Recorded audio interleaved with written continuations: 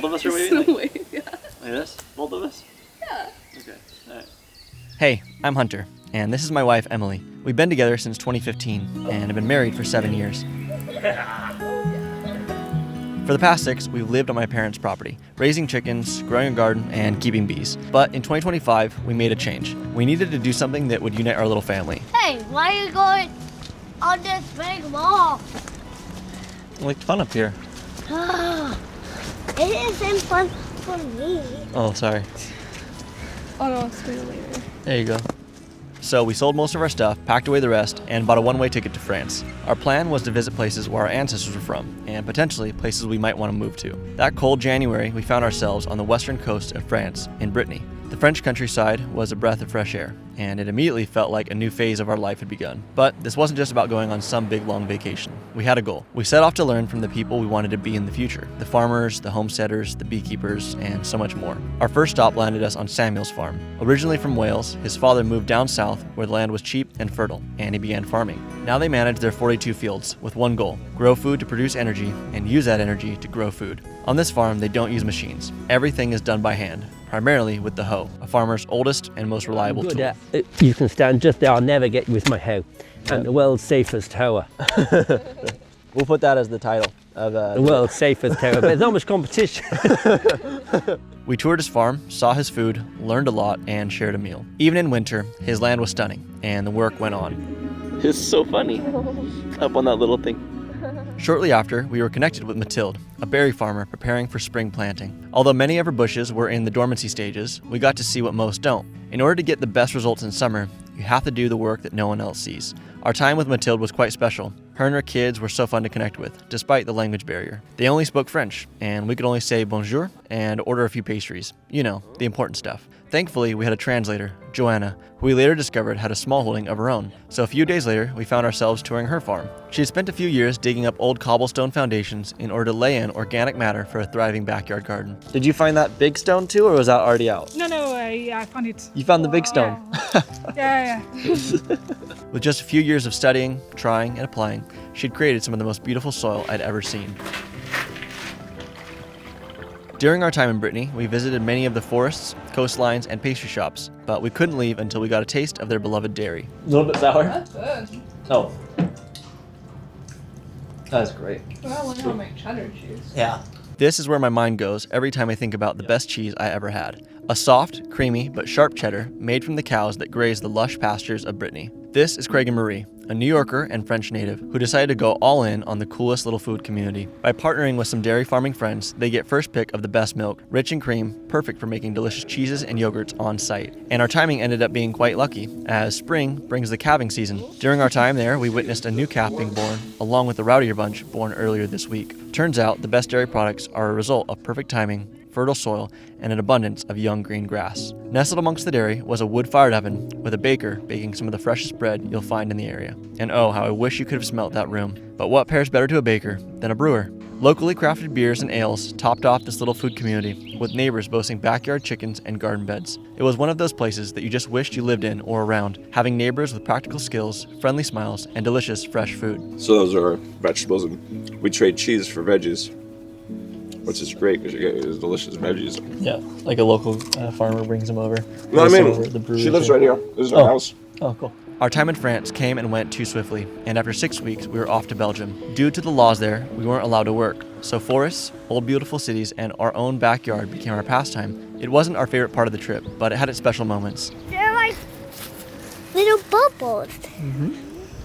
If you're going to Europe to see amazing cities, not many come close to Ghent, Bruges, or Dinan. They were something special, and that's coming from someone who hates being in cities. After a month, our time in the EU was coming to a close, so the UK was next on our list. For the next 15 weeks, we traversed Great Britain, starting in the southwestern coast of England, in a county called Devon. Not to add any spoilers too soon, but this place took our heart. If I ever made a list of all the things I wanted in a place for my forever home, I could find it in Devon. It felt like a childhood fantasy, with sheep scattered across the rolling green hills, small towns with architecture dating back hundreds of years, local farmers markets, small holdings and farmland everywhere you look, homes with gardens and thatched roofs and stonework, a beautiful coastline, and above all else, lovely, kind, like-minded people. We only wished we got to more farms during our time there, but something made that a bit tough, which I'll share later on.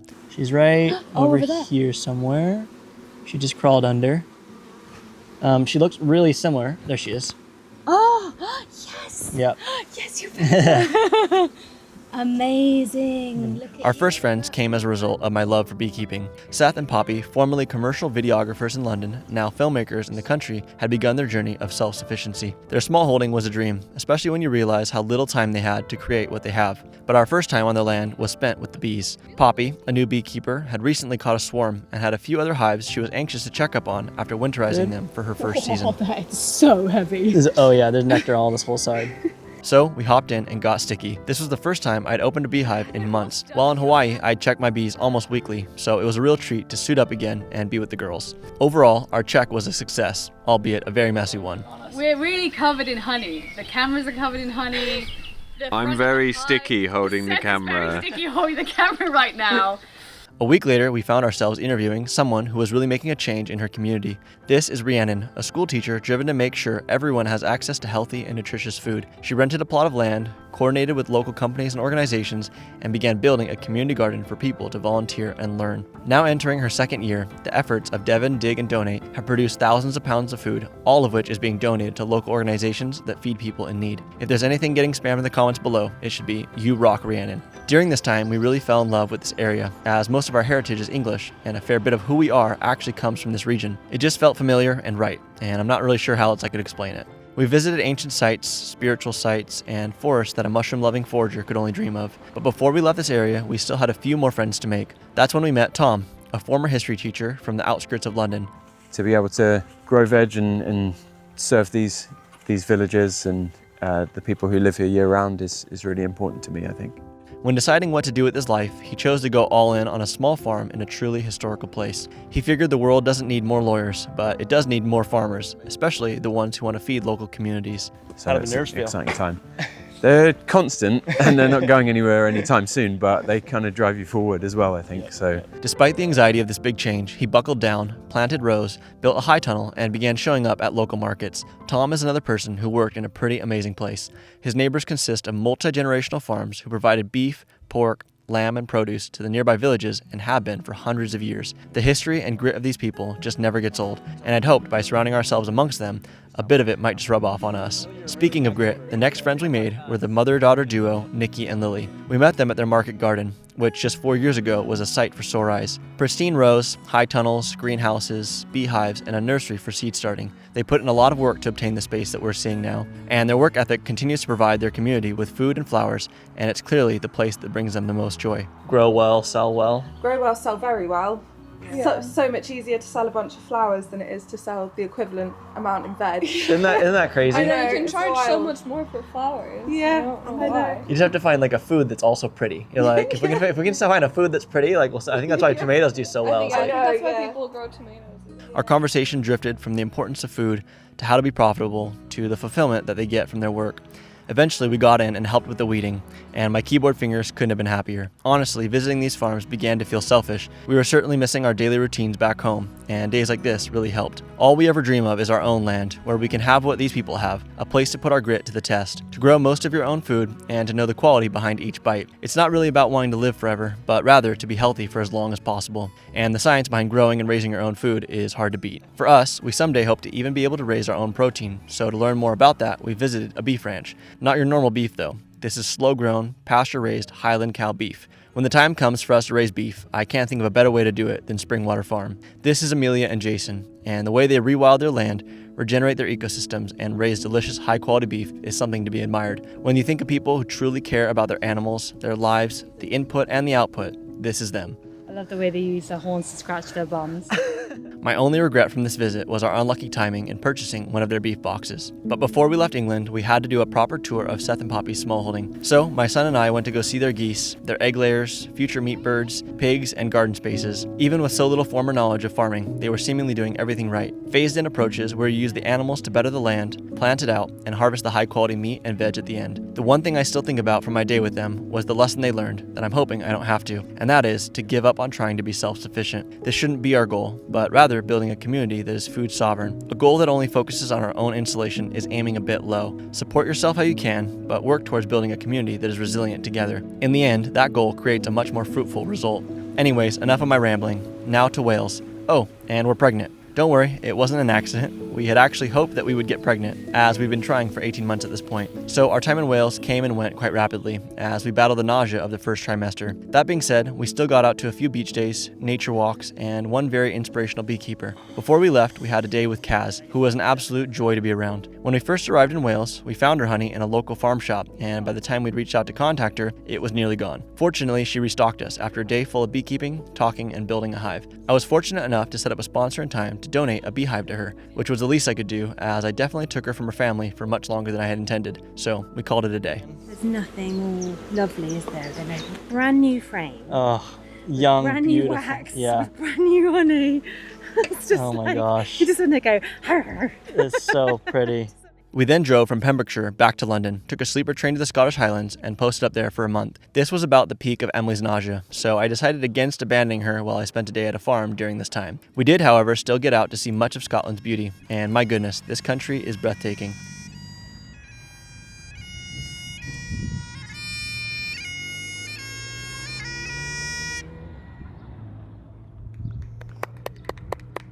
That was amazing. I have tears in my eyes. Blueberry. It's a big one.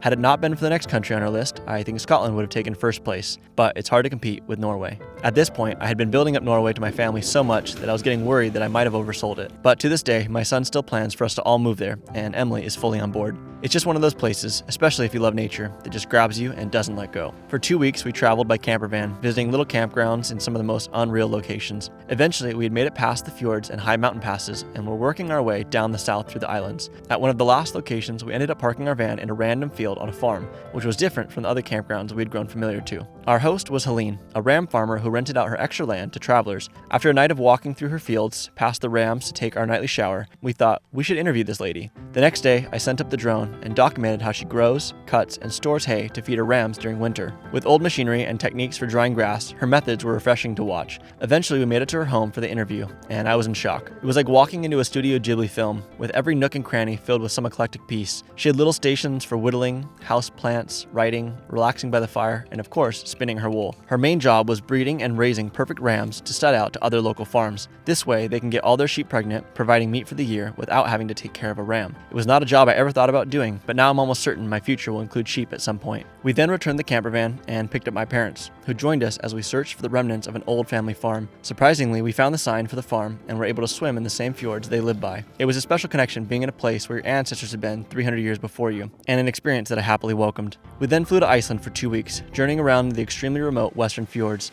Our main goal was to be immersed in nature and find hot springs, which we did successfully. Hurry, hurry, hurry.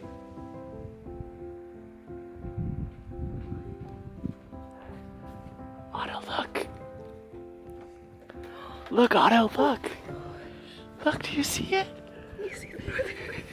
It's cold, bud, but look.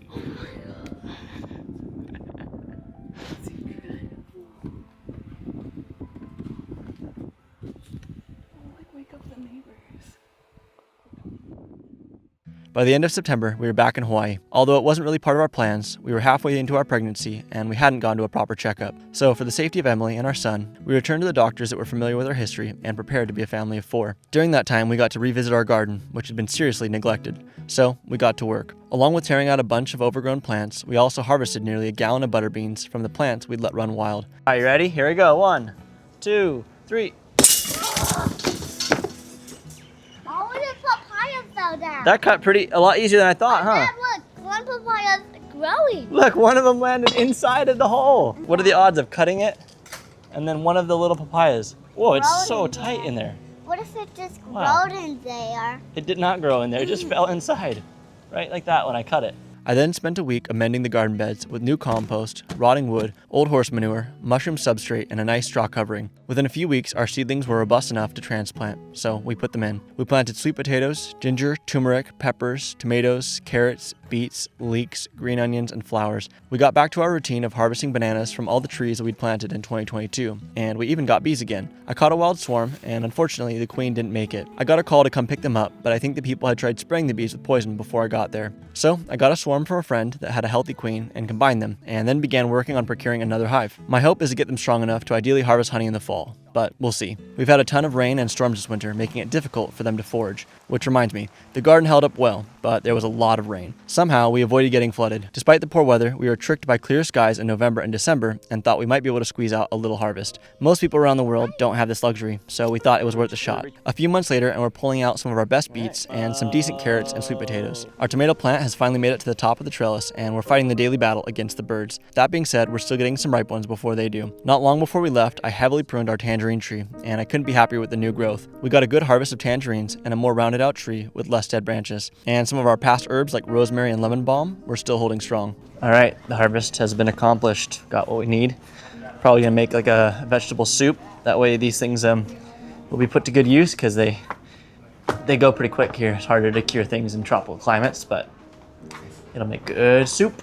Now it's May, and I'm about to turn 30. I've reached that millennial existential crisis of wondering, what am I doing, where will I end up, and how will I afford any of it?